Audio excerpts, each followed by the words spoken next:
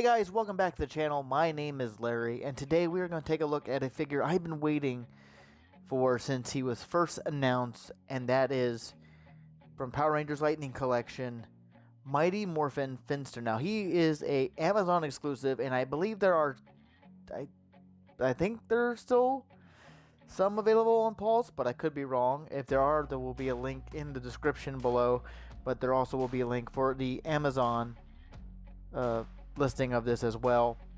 Let's go ahead and get him in the booth and take a closer look.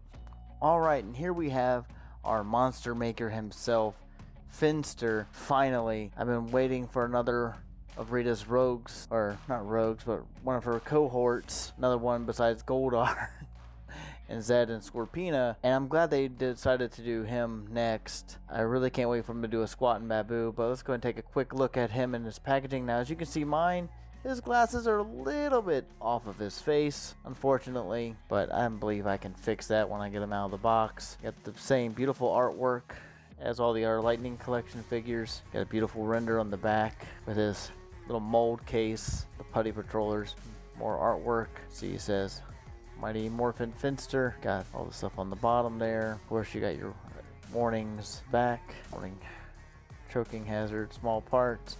Yes, there are a lot of small parts in here. But let's go ahead and get him out of the box and take a closer look. And here we have Finster out of his packaging. And just look at the detail.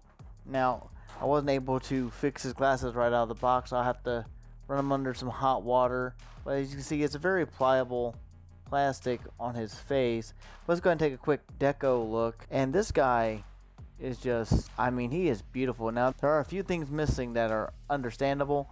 Paint wise, like the leaf on his nose has not been painted, or up here on his tips of his ears, little buds there. But other than that, he has a decent wash on him, nice little amount of gold paint. Now there's a little mess spot there. I don't think it's supposed to be like that there. Yeah. His apron, I love the molded detail for the fabric. It's really got a nice texture to it, and I'm gonna be honest, this is like some of the cleanest paint for the most part, except for that little spot on his ear. I mean, red's a little off center on this and over here a little bit, but not by much. But all the tools in his apron there are really nicely painted. They put a lot of attention to detail there and all over the rest of his apron. Unfortunately, these are all molded to it, so you can't take it up, but you can see where there are spots for the other tools that he comes with. Goes hand with the other leaves that aren't painted, but they got a lot of lovely silver and some red and a very little kind of a muted gold, I guess, around his wrist. But the buttons are really nice, for the most part, are really nicely done. But I really love the shading they put on this guy. They did a really good job. They pretty much knocked it out of the park with Finster so far. Let's go ahead and take a look at his articulation. As you can tell earlier, his mouth was open. Yes, he's like the second figure, I believe, that has an articulated mouth. First being the Tengu Warriors that we got in Wave 8? Or was that Wave 9? Correct me in the comments. I don't remember. There's so many waves, I forgot what's in what wave. His ears are on very pliable plastic. His head is on a ball joint, as usual, so you can look up and down. Now, I can't tell. Yeah, there's no hinge, so it's just a standard ball joint, so you got some wiggle. You can look down somewhat and look up. Not too much. He's pretty much kind of stuck there because of where his head is. It kind of hinders him from looking up at all, really.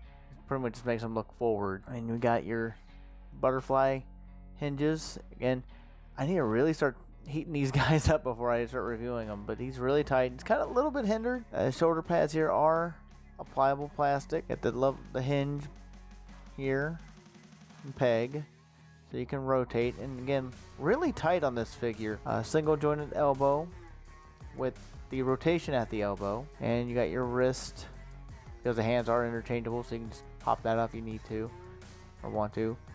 He does have some hands. We'll get into that with the accessories later. This is a vertical hinge, which is the first. Well, not the first, but very few figures have a vertical hinge. Normally the normal horizontal hinges. So, yeah, that makes sense for a Finster. I wish they would have done that for the Red Ranger, or any Ranger with the sword. But yeah, he has gripping hands. He has vertical hinges. Huh. I'm so used to them being horizontal hinges. When I didn't move, I got worried. But let's go back to the articulation. Now, the smock is not as, well, I guess the apron is not that pliable of a plastic, unfortunately, but I think that's also because you need to hold the tools on it, so they didn't want to make it too weak. You can do almost a full split. Obviously, you're not going to be able to land it because the apron. Luckily, that doesn't hinder him there, but you should be able to move it forward and back. But the apron does hinder legs from moving, but he doesn't do any dramatic poses anyway. He does have thigh cuts, or thigh swivels. He only has single jointed knees, so this is one of the few figures in the Lightning collection that only has single jointed knees. I don't think there's any other figure that does that I can think of. There's so many figures, I have no idea which ones have double jointed anymore or single jointed, but I want to say every figure except for this one so far. Please correct me in the comments. I'm not going to go through my entire collection to find out which ones do or do not have single jointed knees, but he has a rotation there as well, which is helpful because he doesn't have any boot cut. You got your tilt at the ankles, you got your rockers. Again, rockers are kind of loose. Now he's probably the first one. The left foot is actually tight on the hinge. Rockers aren't bad either, but you can see it's translucent plastic. They painted gold, really pliable. It's sad that this one got a little bent up, but a little bit of heat and a little bit of messing with. Should be able to fix that. Look at those eyes. Didn't go through that. They're really, I don't know if it's showing up in camera or not, but they're painted a really nice blue. Now there is a little scuff and paint there on his eye, but they're nice blue. He has blue eyes, but so far he's an excellent figure. Well, let's take a look at his accessories. And the first accessories we're going to look at is his extra set of hands. Now these do have, well, one of them does have a standard horizontal hinge, which is his left hand here, just somewhat open. Then this is the hand you would use to hold one of the clay putties. And then you got this hand, like a pinching type of a deal. It's still kind of more of a slight gripping hand. I think it's for the other smaller accessory that is also in the box, which is this little tool here, and it's really tiny. It's got a nice little bit of silver paint, but it's mostly in gray plastic. Very, very small. And this is what I think is supposed to go in this hand. Now you might be able to pull off, I could be wrong, probably not, but yeah, that's what that hand's for. So you could be carving away, doing his little details on the putties or one of the monsters he's making. There's a couple tools that you can also put on his apron there. I got this one, which I believe is a palette knife. I could be wrong, I have no idea. I haven't made anything out of clay in so long, pretty much since high school. But you got this, and I believe that goes in this pocket here. I'll put those in later. And you got his rolling pin to flatten out the clay before he starts rolling, kneading it back into what he needs it to be to make his carvings.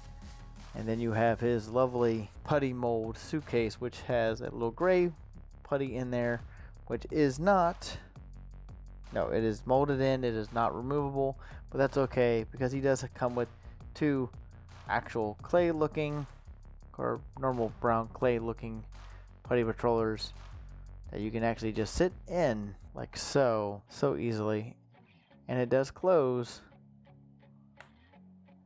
See, it clicks. And I'm always worried about stuff that has these kind of folds because you work it too much, this will wear down and snap. So be warned, be careful, and also be careful when pulling it out because I was afraid I was going to tear it. Luckily, I was super careful and didn't have any problems with that at all. But they're really small, and these are actually pretty pliable plastic themselves. You got one that has the blade, and you have the one with the mallet hand. Like I said, they're really pliable, pretty cool. I'm going to try to put his tools in here, which this one would just go in like so, I believe. Yep, like that. And of course the rolling pin, pop it in. Kind of have to squeeze. Now be careful about scraping that silver paint on it. That works. You don't have to go too far with it. There he is. Alright, and last but not least his final accessory is his magnifying glass that goes around his neck. Now this is slightly pliable plastic, it's not super rigid, but I wouldn't try to bend it too much. It is really thin. The details on this, it's got some gold paint, as you can see on the back side. Actually no, maybe it was the front side. Let's focus. Up at the back side of it has a bit messy paint job on it.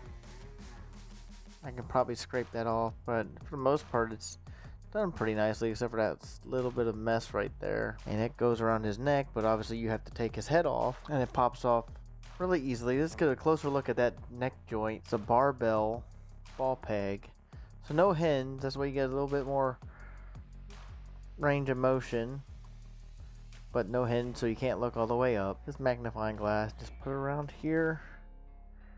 You see there's where that is, and just pop right on. There you go. There's Finster with all of his accessories. Well, that goes on his apron and on him. And like I said, I'm really, so far, I mean, I'm just amazed with this. I mean, I was amazed with Goldar when they first released him with the wings. That was a GameStop exclusive. I thought the sculpt on him was amazing. Same with Lord Zed in Wave 1. Another really amazing sculpt. Yes, it had missing paint on the fingertips, but they fixed that with the Rita Zed 2-pack. So far, I think it's one of my favorite. One of my favorites in this line, and it's sad because most of my favorites in this Lightning Collection line have been the villains. Lord Zed, Scorpina's really good. Goldar, both, they really didn't need to do a second version of Goldar. They could have just packed in those little nubs with the first version and not make that a GameStop exclusive, the original one. But I don't see what else they could do differently with this guy. Maybe a Monster-matic playset, which wouldn't be bad to see him sculpting. But maybe later down the line, if I'm lucky. Final thoughts, Finster is by far one of the best, if not the best figure in the Lightning Collection thus far, just in the amount of detail and sculpting and paint. And he just really wins over, I think, anyone that's got their hands on it. And definitely a must-have for any Power Rangers collection. Please don't pass this up. And get him. He's awesome. Thanks for watching. Please like and subscribe if you haven't already, and comment below what you think of Finster. What other monsters do you want from this line? And until next time, peace.